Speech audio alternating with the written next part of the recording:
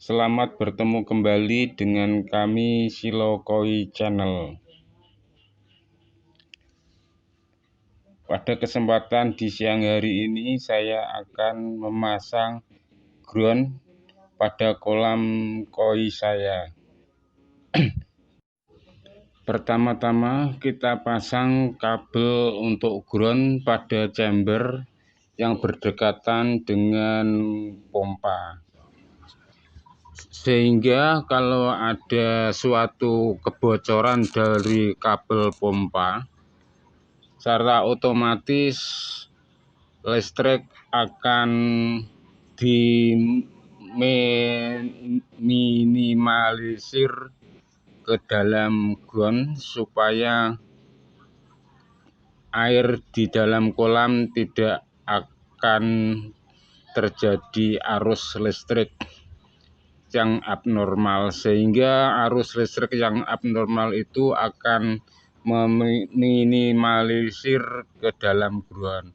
Dan ini caranya teman, kabel kita lilitkan ke media tembaga yang besar yang diameternya antara 1 cm dan panjangnya minimal 1 meter dan harus menyentuh pada tanah yang lembek atau air supaya kalau ada korsleting dari arus pendek bisa minimalisir ke dalam ground, supaya air di dalam kolam akan terhindar dari arus pendek atau setrum yang membahayakan pada kita semua yang ada di dekat kolam atau orang lain yang ada di dekat kolam. Dan sebaiknya ground kita taruh di dekat mesin pompa yang ada arus setrum listriknya. Bila terjadi korsleting pada kabel di pompa, misalkan kabel terkelupas sehingga akan terjadi korsleting, dan korsleting itu tidak akan membahayakan pada kolam utama, sehingga arus yang abnormal itu akan diminimalisir ke dalam ground. Ataupun dengan kata lain, kalau ada korsleting pada kabel di pompa, listrik akan korsleting sama ground dan secara otomatis pada saklar di meteran ataupun di dalam rumah,